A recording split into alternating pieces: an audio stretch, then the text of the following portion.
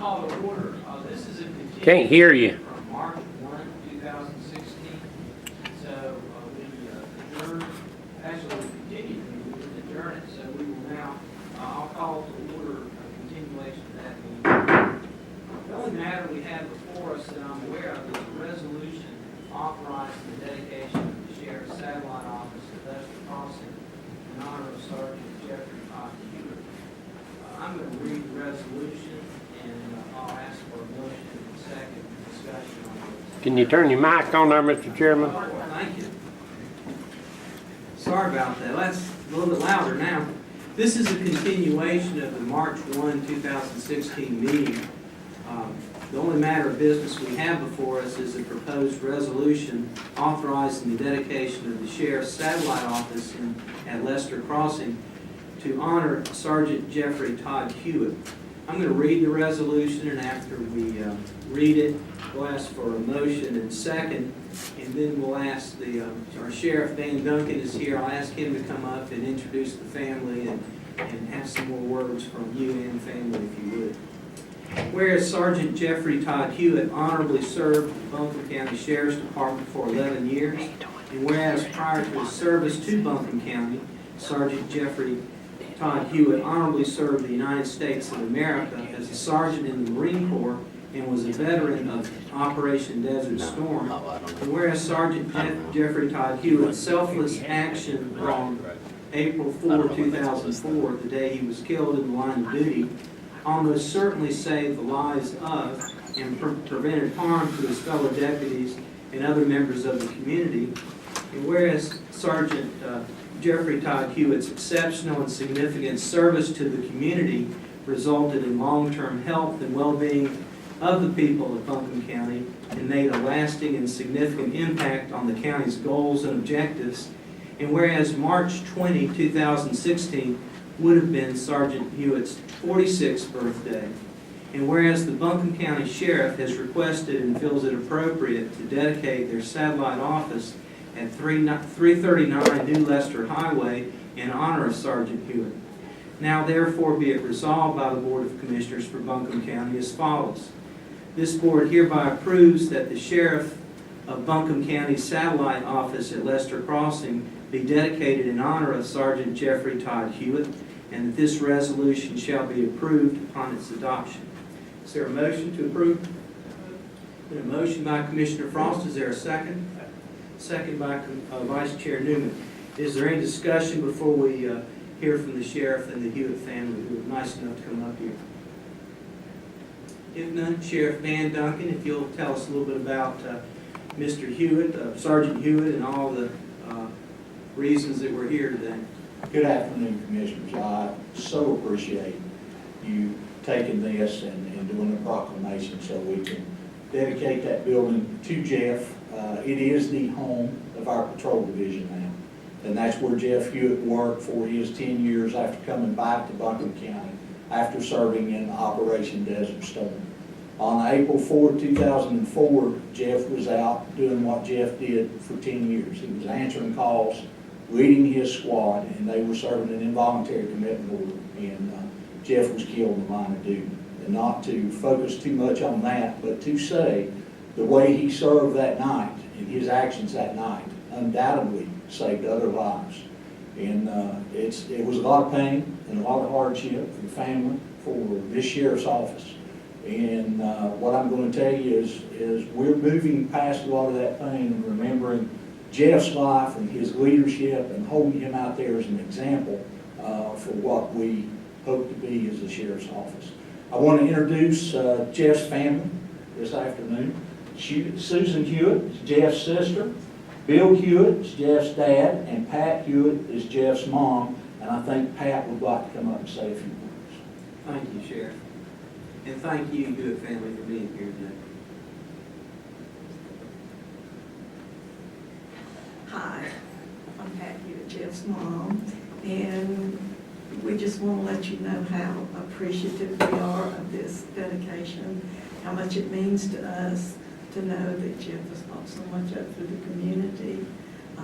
Asheville has been there for us since Jeff passed away, and for Jeff before that. The sheriff's office has been our family, and we felt nothing but love and gratitude from Asheville.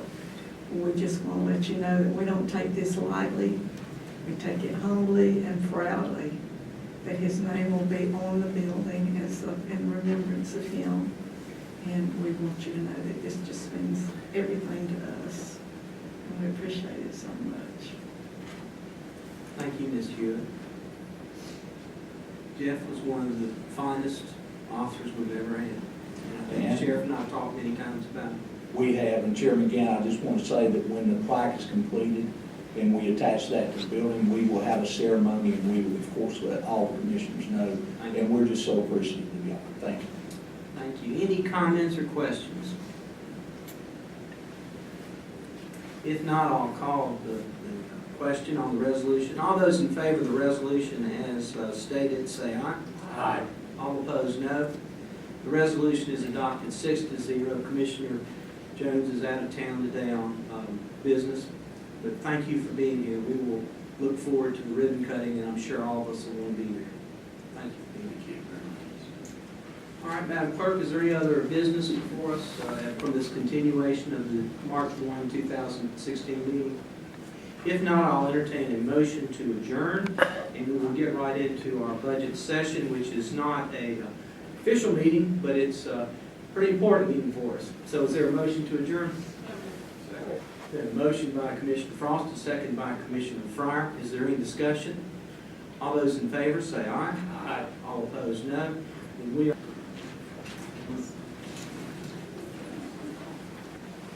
now, we're going to stay right here. We're going to hear about some money here. So I'm going to go ahead and call to order our budget meeting today and recognize our county manager, Dr. Wanda Green. Dr. Green? We will not be taking public comment. This is an informational session. We will have many other meetings where we will be taking public comment and discussion, but this is more to get information to help us hone in on what our budget situation is. Dr. Mr. Chairman and Commissioners, thank you for taking time today. This is probably an unusual meeting. We don't usually meet this early and have a discussion, but we wanted to bring you up to date on our budget request because this is a year that's fairly challenging for us. And we want to let you know what we've received so far, which is all of our department requests, not the external requests yet, and then help you understand the challenges that we will all face in the coming days, months, weeks, I guess it is really. I want to start by saying where we are now. Our 16 budget, which will end on June 30th of 2016, is $320 million. And of that, okay, yes, you're telling me if they're turning it on, give me just a second. And we have a staggering appropriated fund balance of $19.6 million. One of the reasons that we have that, and we want to be able to answer some questions today that maybe we haven't been able to answer until now, is the lawsuit that we settled in the course of the year. It was the Medford wrongful incarceration case. And Kurt's here and he's going to be able to answer any questions that you have. This is settled. Everything that's happening out there is public. But we did want to let you know that basically it was a 2-year project. Going through it, 2 years of Kurt's time was spent on this case. And I know you get a lot of questions about it. Why did we settle? Why didn't we go to court? And there are a lot of reasons that we didn't. I'm going to hit some of the highlights for why we didn't go, and then we're going to answer any questions that you have about any part of the case. Bottom line is, as we went through the depositions and through all the evidence that was gathered, we really weren't in the right. We did have a sheriff who had made some mistakes, and we had a collection of people who worked for him who had also made some mistakes. We had 2 really bad witnesses who were very hostile toward the county, who had been county employees, one being Medford and the other a Deputy Sprinkle. And we had a potential outside bad witness who was not necessarily very happy with us, but his behavior had been reported to them as we'd gone along. We had to, we being the county as a whole, had to accept the responsibility for this. It wasn't, we tried very hard for the county not to have to be on, the person who had to pay the bill, but we didn't win that part of the case. So it became a county responsibility as opposed to an individual responsibility. So in depositions, we had to admit that the investigation was flawed. It was flawed in more ways than one. And we were not going to be in the right when we went to court. So the best we could do was make excuses and hope that jurors would buy them. And where they might buy them for one mistake, they weren't going to buy them for 8 or 10. We had 5 plaintiffs here, and 3 of them served 10 years each. 1 served 8, and 1 served 6. And 2 of them were found innocent, and subsequent to our settlement, the other 3 were also found innocent. So we weren't facing a good situation. Based on what other cases were, what amounts were being awarded for other cases where no time was served, we were very easily looking at a $30 to $35 million settlement or loss if we went on to court. But we want to answer those questions for you, so when you get those questions, you're able to tell people what actually happened. So anything you'd like to know, we're happy to answer for you. Kirk lived this case for 2 years, so he can tell you. When I was deposed and saw some of the tapes, I knew we were in a lot of trouble in terms of being able to win this case. I guess, if I can ask a question, probably the most frequently asked question that I get is, because this is happening, more and more frequently, but what it is that Sheriff Medford did to them to get those confessions. Well, it was alleged that in order to get the confession from the will, it's actually a chain of events, but to start the chain of events, Sheriff Medford basically went in and threatened a 16-year-old, one of the defenses, a 16-year-old, and got him to admit to being involved in the crime. This 16-year-old was basically homeless, did have some psychiatric, some issues, and so he basically went in there and threatened that witness, with a life in jail, and that witness, he cleared out the other detectives, basically went against what normally is policy, and basically had a one-on-one talk with him. And when the detectives were in there, before Medford talked to him, the guy was denying being involved in it, and then immediately after, the person admitted to being involved in the murder.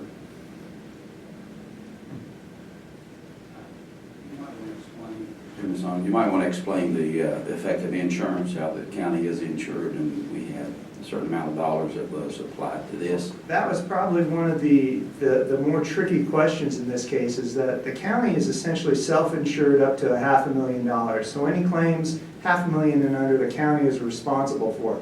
Then we have excess coverage, and that excess coverage, depending on the year, is a different amount. The problem with this case is we weren't, the incident happened in 2000, okay? And the incident happened when the guys pled guilty was 2002. So we had very different coverage at that time than we did, let's say, in 2010 or 2011 when they were released. So we had, not only were we engaged in a battle with the plaintiffs over whether or not the county was liable, but we were also in a battle with the insurance companies over whether or not their policies actually covered the events in question. So we had an issue where we had one insurance company that pretty much said, yes, we are on the hook for this, and they essentially paid the full amount and then some extra money.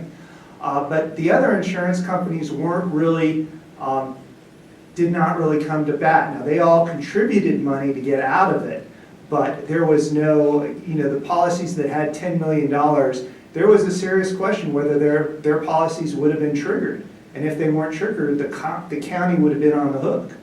So we had that risk too. So did we want to spend more money litigating with the insurance companies in addition to the litigation that we had with the plaintiff? And those costs would have added up very quickly. So what was the total amount of insurance that we got, and out of the $7 million we paid out? And I've got a few more questions after that. We paid out with legal costs and everything about just over $8.6 million, and we received just shy of 2.5 insurance settlement.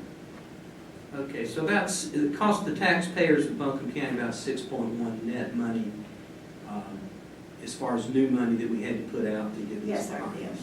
So Sheriff Bobby Medford cost the citizens of Buncombe County that much money, and he's in jail for a different offense now.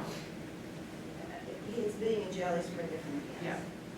Yeah. Okay, how many years, was it 3 plaintiffs had 10 years each, did you say?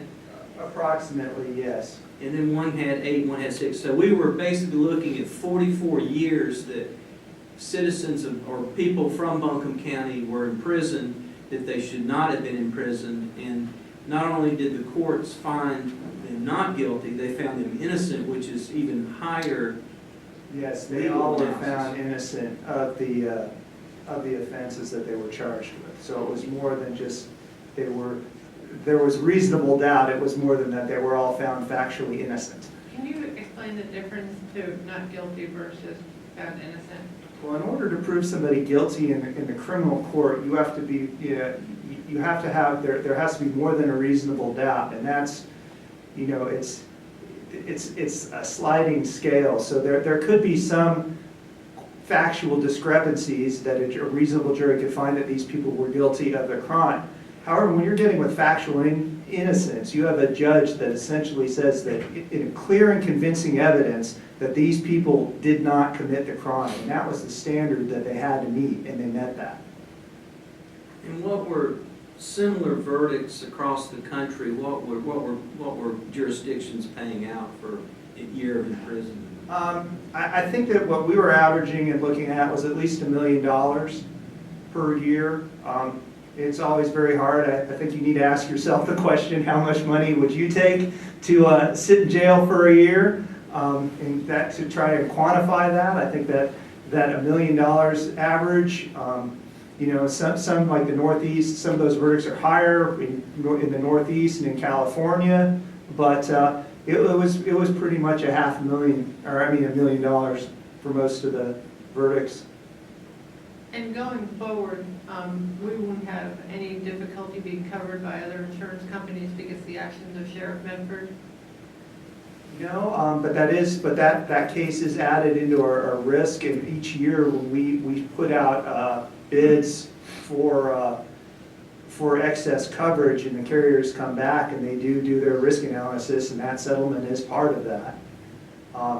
But there are a lot of other factors. You also have to understand, we probably went 20 years without really having to pay it very much on any significant claim. So it's not that, this is an isolated incident. This is not something that happens, frequently at all. This is probably, in my 15, 20 years of doing this is the largest thing I've ever seen. Well, and a follow-up to that would be, what steps have we taken to make sure this never happens again so that the taxpayer doesn't have to look down this exposure ever in the future? Well, I think that one of the things you can look at is that Sheriff Duncan has since taking office, has pretty much raised the level of professionalism in the sheriff's department an inordinate amount to where I think that you have a very professional department that has checks and balances, that supervisors are doing reviews of the files. I think that the laws have changed too, to where you don't have these false confessions where state law requires you now to videotape and audio tape when you're interrogating a suspect. There are a lot of things that are in place now that weren't in place in 2000 that may have made a big difference in this case, because we don't know what exactly went on in any of these interview rooms. Well, if it was their word versus Sheriff Medford's word, and nobody was there's no videotape or audio tape, how was it decided that the jury would go with the people who've been charged with it? Well, I mean, I know now they've been found innocent, but I think that in order to test our theories, we did have a focus group where we went and had people who kind of fit the demographics of potential jurors in the Western District, and essentially what that focus group did is that we put forth questions, what, like the plaintiff's strongest arguments and in the defense's strongest arguments, and essentially what we were looking at is how do those arguments resonate with the jurors. So when it was the plaintiff's turn to do their arguments were resonating with the focus groups, and we did 2 separate focus groups so we could get, and they were all different people. So their responses were like 80–90% positive to the arguments that the plaintiffs were making, that they related to those arguments. When it came time for our arguments, we were in the 30s, we were in the 20s. So what got, at least what concerned me is that it did not appear that the average person was buying what we were selling. Or, essentially that they were really the plaintiff's arguments were really resonating, and ours weren't. And that was definitely a concern going forward. Because if the jury doesn't buy or doesn't respond well to our arguments, or I always felt that our arguments were rather complex because there were errors in the investigation. Whether they were intentional or not, I can't say one way or the other, but there were mistakes. And for us to keep going, well, ignore that mistake, that wasn't intentional, and that mistake wasn't intentional. Enough times you keep making the same mistake over, people aren't going to take your credibility, you're going to lose credibility with that. And that was something that concerned me in presenting the case greatly. One more is, I'm always asked, why didn't the state take care of this? Isn't this really the state of North Carolina? Well, He's an agent. I guess talk about the sheriff represents us, and he represents the state too. sure.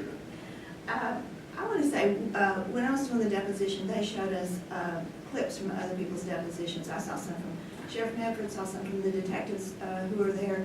And I will tell you that I was startled once, and there was a detective who did witness a part of this and took it to the appropriate state office, and nothing happened. So the state has paid a settlement on this, they just capped their liability. What was their Well, liability? the state of North Carolina, if you were found innocent and wrongfully incarcerated, they would pay you approximately $50,000 a year. I'm not sure the exact amount, and I know that Mr. Wilcoxon, one of the plaintiffs, had recovered his money from the state, but we were sued in federal court under 1983, which is a civil rights statute. The state of North Carolina, or states, are immune from being sued under 1983. So they don't really have that liability. So if you want to sue the state, essentially you can sue them through their Torts Claim Act or recover under some statute. And that's kind of the only avenue for people who were wrongfully committed. So any errors that may or may not have been committed by the DA or whatnot are not actionable in a 1983 lawsuit, at least against the state of North Carolina. Did anyone else contribute to the lawsuit other than the state's portion, the $50,000 a year? I think Mr. Wilcoxon recovered approximately $450,000 for the 10 years, or $500,000, I think would have been the amount. Approximately $500,000. From the state? From the state of North Carolina pursuant to the wrongful conviction statute. Now, Mr. Cagnera is in the process of trying to recover that money, but the state, after Mr. Wilcoxon recovered the money, the state changed the law to where you cannot recover if you pled guilty. So then Mr. Cagnera is having to fight that battle right now because he pled guilty and the state's not paying on his money, and I don't know where that case is. And those are 2 separate suits that they sue the state separate from us. Okay. I just wanted, so just to be clear, from what people have said to me, the citizens are not paying this money because the Innocence Commission did something bad. We're not paying this money because any fault of ours. It's strictly because of what Sheriff Bedford did, that the actions of him. I don't want to say that it was totally 100% Sheriff Medford's fault. I don't think that would be fair, but definitely there are a number of, the sheriff is responsible, the office of the sheriff is responsible for arresting and investigating criminal investigations. And in this case, I don't think that anybody would hold the investigation out as a textbook on how to conduct a murder investigation. In fact, I think that they would use it as an example of numerous errors. You had evidence getting destroyed, you had witnesses, you didn't have following up on witnesses. Witnesses have completely changed stories, so you really don't know it was not investigated well. Okay, so along those lines, and then looking forward for risk minimalization in the future, this happened in the early 2000s. Do you know if any of the people involved, county employees involved in that, any of those investigations or had any part of it are still employed now by the county? We have the young man who reported it to the appropriate state agency is still employed with us, and there is one other gentleman who was very much a junior detective. Yes, one of the youngest detectives who's on that case is now does training for the sheriff's department. So yes, there are two, but one did work for us, and one of the things is that a lot of the people who worked for us, Medford fired them for not doing what Medford wanted. So even the defendants had issues with Sheriff Medford. Thank you. It is a complex case with lots of pieces, but we get questions, I know y'all get questions, and we wanted to give you as much of the information as that would help you answer the questions you get. I think settling it was absolutely the best business decision we could make, and as the environment continues to change, we've seen some of those settlements, one locally, just for a wrongful termination. It wasn't for the way they were treated. They were awarded $3 million. That they didn't serve any time. So we're in an environment where the settlements are just growing higher, and the case would have gone on for several months. And I do want to say that there was the potential for the jury to get very angry at the county, or the sheriff's department under Medford. I think that there was a great risk. There was a lot of things that happened, and I think there was a great risk that an angry jury could have rendered a very large verdict.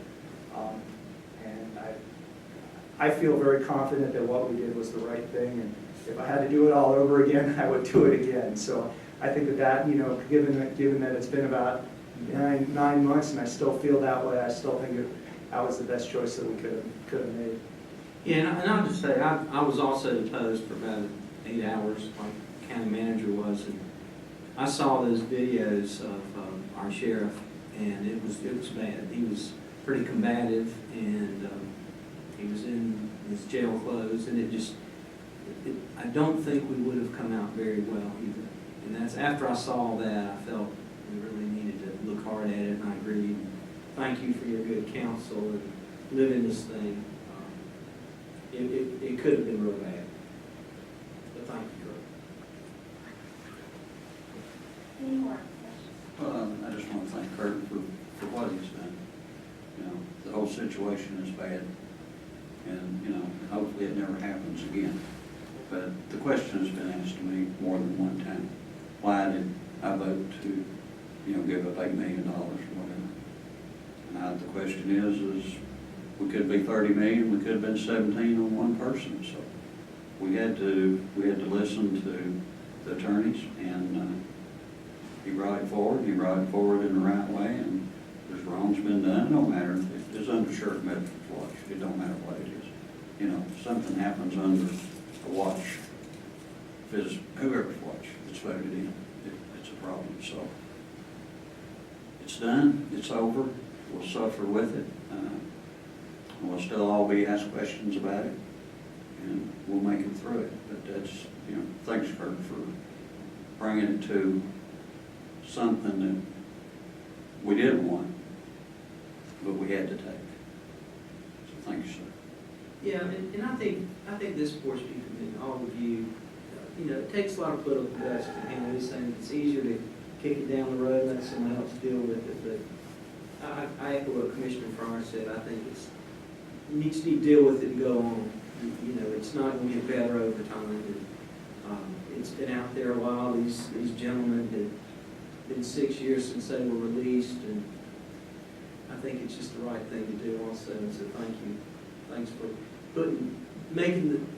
I wouldn't say make the best of a bad situation, but just putting it in a way that we could understand it and explain it to us in a way that we could make a good decision. And it's better now than later. It wouldn't have gotten any better with time. And thank you, board, for having political guts to vote, well, I think it was unanimous vote if I remember right. And everybody felt that, didn't like it, nobody liked to spend $7-8 million or 6.1 net million, but it had to be done, so let's go on, like Commissioner Carr said. We'll get on to other things. Okay. We just felt like that, most of us, there's only a couple of us who were here during that period of time, and I think that while we did our way out of a hole, it's not a hole that any of us caused to occur. So what I really would like to do today is to share with you where we are at this point, budget, with our request. We usually wait till we've actually worked all the way through the request, but right now, we're showing revenues that are generated from outside sources of $300 million for the 17 budget. But our base expenditures are at $311 million. And I'm going to show you, the next few things I'm going to show you are things that we have included in this $11 million because they are very much mandated, or they're unfunding of mandates. But they are already included in the base budget. From the human service standpoint, we have a $905.6 thousand increase, and it's due primarily to state and federal mandates, revenues and reductions, and mandates and changes in administration percentages that they pay for. Like they've dropped from 100 to 50% off one of the administrative fees, and the others are just revenue reductions that we're feeling because of the state and federal government's changes. And if you think back over the last 4 or 5 years, that's been the story for every budget. Every year we see further reductions. Some other costs that are included in the base budget include $30,000 that we've increased in HR to comply with a $1.4 million grant for the Family Justice Center. Probably some work we needed to be doing anyhow. Deals a lot with diversity and how we recruit and make sure that we have our employment to the best that we can make it reflects our population. There are a couple other family justice expenses. They're moving into a 94,000 square foot building that will be a combination human service and family justice center. And the first expense is the $92,000 for janitorial costs, and then $96.8 thousand. I'm afraid I'll say million instead of thousand, but for just general operating supplies and security for the building. The next thing that we have that's an increase, and strictly because it's a presidential election year, this is $424,000 for elections. That includes $250,000 for staffing, postage, printing, and equipment cost of $112,000, countywide mailers, for $42,000, and $16,000 for additional personnel that the state's Board of Elections has required us to have to check photo IDs. The next expense we've included is a computer maintenance and license cost. The net cost is $286,000. The actual cost is $586,000, but Tim Flora was able to go through his budget and find a way to cut out $300,000 to reduce that cost. We do have a new tax system coming online. There is a state mandated increase in the retirement contribution rates for our. Can I ask something about that one? Yes, sir. The new tax, what's the age of our current tax system? We brought it online in the mid-'80s. Okay, so and we we- basically got our money's worth out of that. Oh, and then some. It's not been without some heartburn here and there, but that was an internal system, and we are buying from a vendor for this new system. Yeah, the times I go down, it looked like it was the screen I'd seen Yeah, in younger years. yeah, when you first turned on a computer years ago. The increases for retirement contributions are driven by the state treasurer's office. For a regular employee, the cost is going from 6.74% to 7.32%. And for law enforcement, it's going from 7.15% to 8%. They have also laid out a schedule that it will increase every year for the next, for 5 total years. That's primarily driven by the fact that earnings are just so low for everyone, including the state treasurer. We have included, basically. Talking about earnings on retirement accounts, is that what you're saying? Earnings on investments in the retirement accounts, yeah. But the good thing about the North Carolina system is it basically is a fully funded system, not something that's going to catch us off guard. We do have $120,000 basically in the budget. It's time to start making the payment on the CTS water lines. We do get an interest-free loan from the state of North Carolina, and those lines have been in a while now. They've been in a year and a half, 2 years. I know, for those of you who sat in the board, when we heard from the CTS folks, every meeting, they are so grateful, just so incredibly grateful. Yeah, I want to echo that. I wasn't on the board to make that recommendation, but that is in my area, and I hear it often.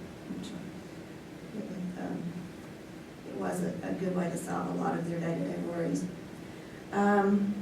So all of those that we just went through are included in that base budget of $311 million. There are some additional requests that we have that are also a combination of some mandated costs, some unfunded mandates, but they're not yet included on the budget because we continue to look at our options and wait for some requests to come in. The first one being we are going to open an intermediate school this fall.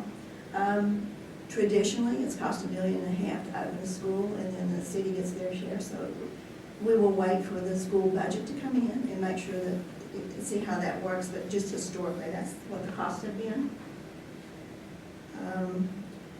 We also will open Asheville Middle School and Isaac Dixon this fall. And when we borrow the money for those schools, we capitalize the interest, which means we borrowed enough to pay the interest until the school's opened. So that's measured every January. So the debt goes up another. We can no longer pay this out of capitalized interest. We now have to include it in our debt payment. How much do the county schools have in their fund balance? County schools have about $11 million. For the capital accounts? No, in their basic general county fund. And we have seen, this is just this is a case that's across the nation. We have seen a lot of increase in our self-funded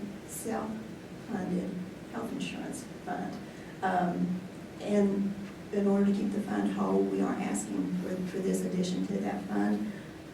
We have 4,500 covered lives, and so in some years you have bad years, and we just had a string of a couple of 3, 4 bad years. So we've been able to cover a lot of it, but we have exceeded that point now. And then the other thing is the Government County Standard Boards and Government Financial Officers Association are now looking to make us record other post-employment benefits as they're earned versus paying for them when somebody starts drawing down those retirement funds. So we are going to continue to work on this number, but in order to meet our reporting requirements, we may well have to fund that. So that,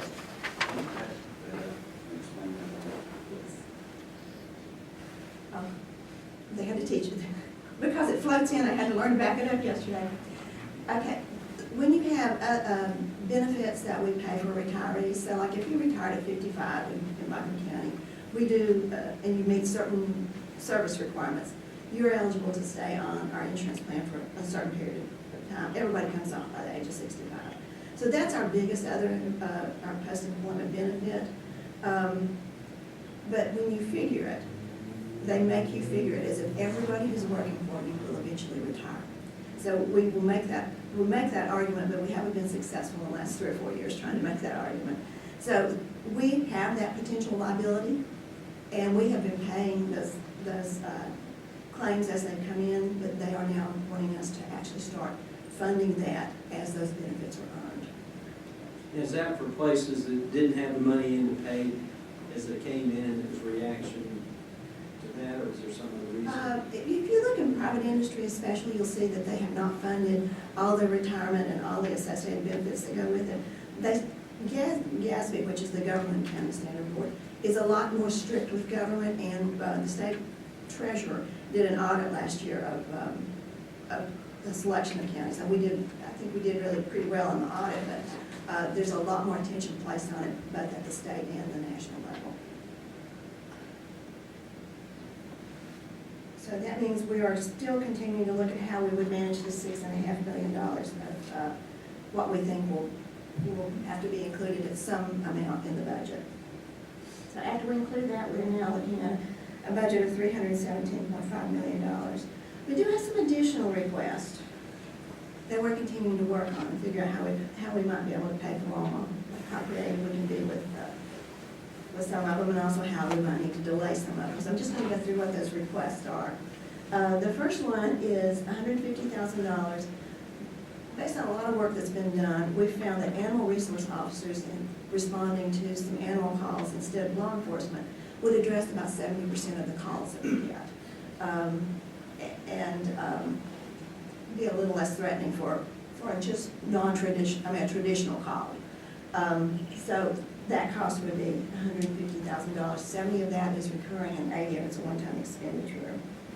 We did have a request from the courthouse wanting us to add recycling containers and service for the courthouse, during court. And what we are facing in the market right now is there is no market for recycled products. Cardboard and aluminum, you can still recycle, but if it's glass, if it's paper, there's just no market for it, so you end up paying to get it taken away. And what happens is they take it and bury it in another county. We do have some aging vehicles, so we have two different requests in here. For human service, we have $135,000 requests. These come through our general services department. And then for the sheriff, $600,000. We have a fleet of about 400 cars, and we watch maintenance on those. We watch cost per mile to run them. And Greg Israel and Ricky Isaac do a very good job of taking a look to say, is it critical that we replace these now? And they're doing that for us now as we move through the budget. We're very early in the budget process, so they're doing that now. We have in $250,000 to build a new parking camera. That's been on our capital plan for a few years. We have in $65,000 for swimming pool resurfacing. Sometimes I think it begins to date me a lot that I can remember when we built all these swimming pools. But they've reached a point where we just need to be doing major maintenance and keeping them resurfacing. We've done some resurfacing with several of them, but we need to have that in as a recurring number to make sure we take really good care of the pools and don't end up taking one out of the ground and building a new one. We have in a request for $200,000 of additional funding for greenways. We have in a request for $200,000 for the detention center's kitchen to remodel and update the equipment. That detention, we only have one kitchen, although we have two towers of the detention center. And the first tower houses the kitchen, so this area is 21 years old. We received a request for $300,000 for the Lake Julian playground. That was in last year. Subject was getting a party grant. We did not receive that grant. We received a request for $277,000 to upgrade the intercom system at the detention center. We have a request in for $1.2 million to pay the debt on our, we affectionately call it Lawson, although it's long since changed names. It's about a 12-year-old system that handles all our human resources, finance. It's where we pay our bills and keep up with our employees. And we've been informed that in about 18 months they will no longer support this system. So we're looking at our options right now to see where we should go, what it will cost and what it should include, and how we can combine other systems we have into this and eliminate some of the redundancy we have. There's been a request made for a $520,000 renovation at Inca Library. The post office is moving out, and the debt service on that would be $38,000. They have not quite finished their new facility at close to the New Ingles basically at the Inca Red Light.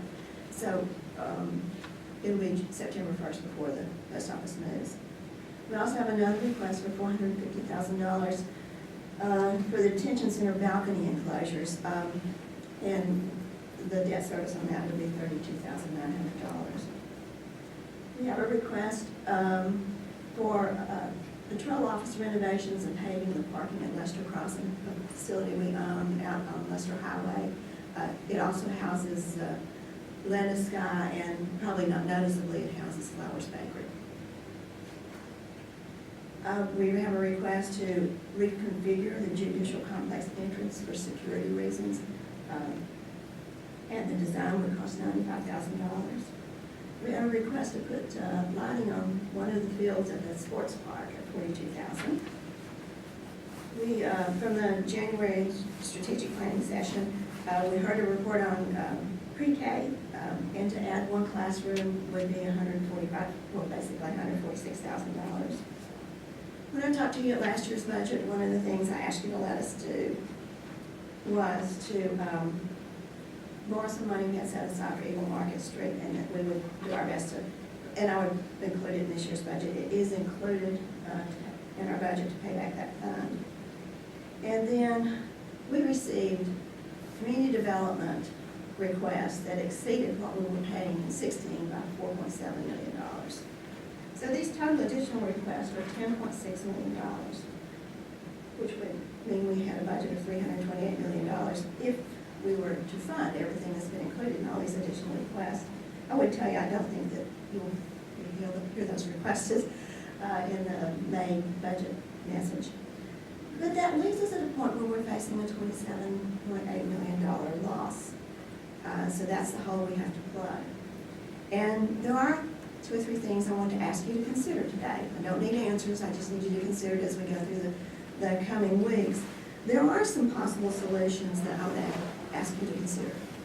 One would be to delay the payment for Eagle Market, just given the state of their construction, for another year. That would give us $2 million to apply to this. One is to hold the community development funding and not increase it by the $4.7 million. In fact, I would really love it if we found a way to trim that a little bit more. And the other is to let me take 2 pieces of property we own. And we have one in Irwin and we have one in the south. The value, I would say conservatively, is $7 million, and let us go ahead and book those show those 2 properties as for sale and hopefully bring in. That would just be one-time revenue, but it would bring it in. And if you were to agree to those 3 things, the $2 million, the $7 million, and then the 4.7 that we wouldn't increase in community funding by, that's $13.7 million, brings this number down to 14.2, which doesn't make anybody comfortable, but it makes you breathe a little bit easier, and it certainly makes us breathe a little bit easier in the coming days as we sort through the budget. The community funding requests are out, and we are recommending that we don't exceed 2006 expenditure levels, and we will continue to provide you additional information on, through the foundation on what the performance has been with the ones we funded this year and previous years. So there still are some outstanding issues though. We get to this point, and what we don't have is our request from our school systems. Buncombe County Schools, Asheville City Schools, and AD Tech. I have talked especially to AD Tech and looked for a pretty much flat budget coming from them. I'm not sure about the county schools or city schools yet. We have lost the ability to get federal forfeiture funds. That's nationwide. That's not just Buncombe County. And we had expected to receive in excess of $2.5 million. We would use that to offset some of our radio costs, so we're having to go back to the drawing board and rethink some of that. We were just notified of this. It's been about 6-7 weeks ago when I got a letter, and it was just gone. I mean, there was no real notice that it was being considered. Another thing that we will look at, and will not be able to know the impact of it until December 31st, because the builders can appeal right after December 31st, is the impact of the builder's inventory bill. So if you're in construction and you are holding that property, you haven't actually turned it over to a new owner, you are exempt from property tax on that. We just have no way to know yet what that impact will be. I want to give you an example of some of the work that continues. When Ms. Stone was here in January to just giving you the information that we were moving some people around between economic services and social work, it came with a little more cost, but we also told you we had $7.9 million at risk because North Carolina was not meeting timeliness standards on food nutrition services. Well, she pretty much has lived it since before she was here in January. And now that has shifted to the point where instead of penalizing the whole state, that we will, by taking your admin money, we'll penalize those, they're saying they'll penalize those who are not meeting the 95% timeliness standards. We meet those standards. Sometimes you can get a huge load dumped into your caseload, and you might have a week that's not as good as before, but we meet those standards. But what we're finding is the reports that are coming, the legislative reports coming back out of the General Assembly is going to be very focused on pay for performance and assessing penalties when you fail to perform. That's what we're seeing on all the study committees that are now presenting their information. So I think we can look forward to some changes, but we perform well. I will tell you, I think we perform well, and we're not afraid to juggle where we need to juggle in order to meet those standards, but sometimes things will happen that just come out of the blue for us. The county managers were notified by the federal government that we have to employ and provide benefits for 3 different services that we now contract out. They call us merited government employees. Basically, they're employed by us, we have to provide the same benefits that anybody else gets. And those 3 areas are child care subsidy, we contract with Southwestern for that. Medicaid transportation, we contract with Land of Sky. And crisis intervention and low-income and energy assistance programs, we contract with Abilene, ABCCM, Swanton Valley Christian Ministries. Those contracts have worked very well for us, and we'd like to keep them in place. And Ms. Stone is working, especially with Mecklenburg County also contracts these out. So they're working as hard as they can go to try to make this not part of our reality, so that we don't have to bring those contracts back in, because if we do, it could mean up to 30 new positions. We're hoping that in 2 months we can stand here and tell you we got equally good results that we got from where we were in January. If we do have to add those new positions, that net county cost us $1.8 million. So that's the request that we have. That's where we stood on Friday of last week, because we continue to work these numbers constantly. So we will bring you back a much prettier picture, but we're going to need some support and some help. And just wanted you to know what we would be including when we brought it back, but particularly to get us down to the just over 14 million, we do want you to give a lot of consideration to our request on the 2 million that delaying that payment, holding the community development funding, and letting us put those properties on the market. So I'm happy to answer any questions that you have. I have one question, Dr. Green, but before going into that, I just would say how much I appreciate doing these kind of fairly early in the process for us, these kind of high-level information sessions. It's not all great news, of course. It's going to be a tough budget year, but it's really helpful to think about some of the things that are within our control, some of the things that are outside of our control, and what that might mean for some of the things we want to try to accomplish in the budget this year. So thank you.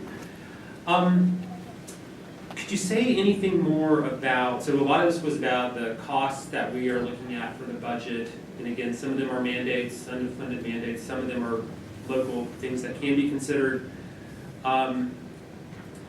Anything that you could, any more detail you could add around the revenue side of it? So you talked about 300 million of revenue, and then these higher costs coming in, but I don't know, I mean, is there any reason to hold out some hope that maybe the revenue numbers are a little conservative? There is a lot of, there is a lot of growth, there is a lot of new tax base coming online, which I know is partially affected by that legislation, so we can't count it all until it's operational. But any thoughts on the revenue and whether some of that, there may be some upside potential there, or whether it, how accurate is it at this point?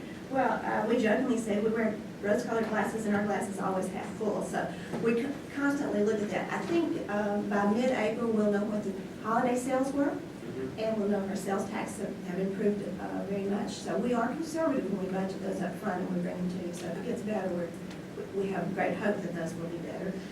We are working with the tax director to see, to have him relook at everything, and but we've already included some increase that his first estimates that he gave us in these, but we'll look at that.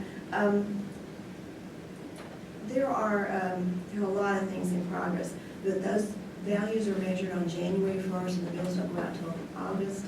So while as we get to bill time, people are going to look around and say, but look at all these new buildings. Well, they weren't really in place on January 1st.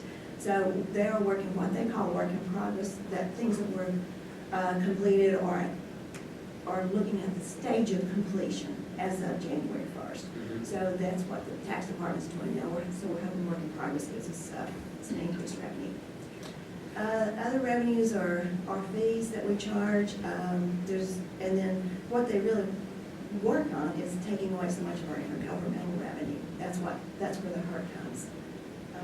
So what we can control locally, I think we're doing a really decent job with. I think we're in a good market. It's just that it's unless you gain a little here and it is taken away on the other side, it makes it very good. And selling assets, property, things like that, you know, I think now we can say, you know, we did find out the Shoots isn't coming here. To me, that had always been, if they didn't come, obviously we acquired that property for economic development and it would be sold.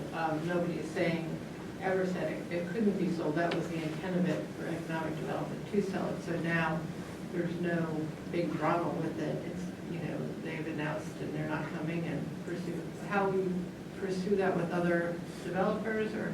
We'll pursue it with developers. The first thing we'll do is have the property reappraised. It's been about 18 months since it was appraised, so we'll know the value. Then we have to put it out for upset bid.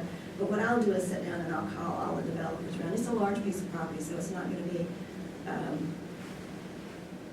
you know, it's not going to be something that just everybody will want. But I think we can find a buyer for it. So I've made myself a list of all the developers I need to call, and after the appraisal comes in, I'm hoping that we'll put it in the upset bid process and be able to sell it. And then we have another small building that I was thinking about this afternoon.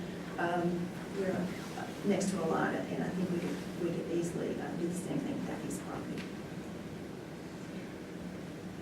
Those are one-time revenues. I just need to remind you that we will be back next year facing a different issue.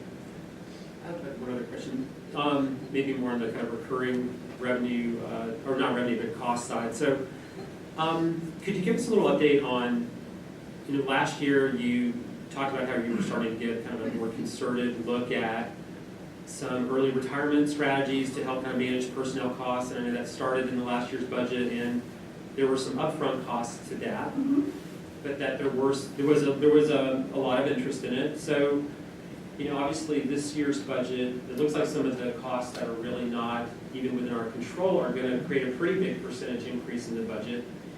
So how are some of the efforts going? That are things that maybe you can help manage that, not just for this year, but for coming years? I'm glad you asked that, and I had that in some other notes. The first early retirement went out in September of 14, and then we did the payout over a 3-year period. So September of 17, we will see most of those payments fall off. When we see the full year, it's a savings of $1.5 million. Recurring savings, but we need to get through September of 17 to start realizing that. So it doesn't help much And help much in the in short term, that. but will help a lot in the long term, right? And then with animal control, other places that have done that model, and I think it's so smart that you all came up with this. You know, there is an initial cost now, but I think they're Ashley Humane is handling about 70% of the calls. So eventually we would see, the sheriff wouldn't necessarily have to have 7 animal control officers as is now. I think we will eventually see that. And part of that is one-time equipment cost. And we continue, please know that we continue to have discussion with all our directors to see where we can continue to peel out, whether it's 5,000, 10,000, or 50,000, where we can continue to peel out funds. And we're looking for alternate ways to cover some requests we really haven't seen yet from the outside. So we're having those discussions as we move forward. So, I think we have great department heads, I really do, and I believe that every year I'm pushing, I think that they do the best that they can, and they go way beyond in lots of cases. It sometimes gets to the point where we cut it so tight, and we have departments with only 4 or 5 people, and it's hard to go to them and say, you have to cut it some more. I mean, it's just really hard to go to all of our departments when they have already, I keep saying scrub because I say scrub the numbers, when they've already done that and come back, and they've been excellent this year. I mean, we've been back to them and reduced their request by over $2 million. And I want to reiterate what Rodney said. I appreciate the time and that that everyone has taken, but also having these sessions are very informative. And it isn't going to be a good year, but I'm glad have full all the time, and next year will be better. Well, I really do want to thank the directors that are in the room, their staff that helps them do their budgets, and then Diane and Autumn and Nat, who bring it all together and get it to the point where we can start coming and talking to you. It's just a real team effort. And you'd be surprised how many mornings we come in and say, "You don't believe what I dreamed last night. I don't believe what I was thinking at 11 o'clock last night." Or we tell one another at 2 o'clock in the morning on a text that we've thought about these things. So we just live and breathe it, and we will until June. Well, it's appreciated, and I think that's evident. Thank you. Yeah, I have to thank you. We, as a board up here, will have to have an understanding that we need to listen to staff and their ways too, just like animal control, you're talking, that we can basically sub some of that out. We do sub things out to fiscal legal and this things. That's where we need to listen to the staff more than 48 people walking through the door and wanting $7.2 million. You know, it's, in this year's time, best I can tell, we need to look at that very tight. We need to listen to Mandy. We need to listen to Greg Israel's group. We need to listen to whoever that can make it to where it's easier on you, not us. We have to make it easier on you. 4 votes tells you what you need to do. And the 4 votes need to look at it and say, we can't do things this year like we've been doing things. We have to back down. So that's where I'm at. Okay, any other comments, questions? We will have at least 3 more budget meetings. This is a very preliminary. It's mostly to let you know what we are dealing with and help you understand. Some things are out of our control. We'll be back at the end of May, middle of May, really, to do the budget message. Then we'll have a public hearing on the budget and hopefully adopt that third Tuesday in June. Legislature goes back into short session on April 25th. We'll be watching to see what happens there. And because that can also have an impact on us. We will be working. Okay, anything else, ladies, gentlemen? All right. Yeah, we're- sorry. Yes, sir, go ahead. Yeah, I've got just a couple things. Yes, sir. One is the recommendations that you made seem very sound to me, and the community development grants and the other requests that you made. Certainly the selling of properties has been on our minds for a couple of years. We actually have a list. Probably be good to get it, maybe even an update on that list, because there's been over, I think, close to $6 million that's been recovered from sales of properties already, and we have 7 million or so that we can move. I think have the ability to move them whenever we wanted to move them, but obviously when you get in a situation where you have to, it's necessary. So thank you for bringing that up. But I think the first steps that you've mentioned are good steps, and people really don't realize the amount of time that goes into all that. So, but I thank the staff for doing that, and we're going to take all those and look at them. And to revenue, we're not interested in any additional revenue from property taxes. What we're interested in is, Asheville Outlets, for example.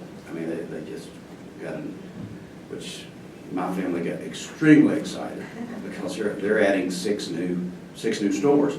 And what was interesting about that is that I had shared that with some friends and got a comment from someone out of Georgia that said, absolutely, said, we love it, we've stopped there, we come in. So, that growth is happening out there. But, as that growth occurs, we've got to challenge, you've got to challenge us, we've got to challenge each other, to find these assets. If we don't need them, then we can turn them into cash, and to find savings that does not hurt our core services and our children, and taking care of, these people that, that Mandy and other people do so well. But thank you for the first steps. They sound like we're going in the right direction. Well, thank you. I will give you a quick update on property sales.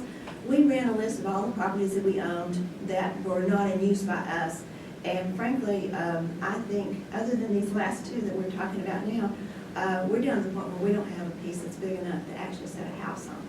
And John's visited most of them in the last few weeks. So we'll be looking at other ways to move those and probably just to get them owned by someone. Because you go out and there's just not a very good site left for even one house. And I'd say you do visited most of you. Haven't you visited most of them, John? I thought so. No. So we've worked really hard to do that, but I do think we've still got the two that will help us this year. I know you were working on these numbers this weekend, and you were thinking about them, and I was thinking about them.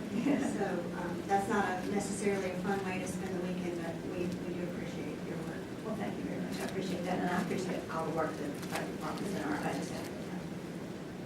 Any other comments or discussion or questions? I'm a phone call away if you do have a question. And you can text me anytime. 2:30 is fine. If none, we'll adjourn and we will meet back next Tuesday. Thank you.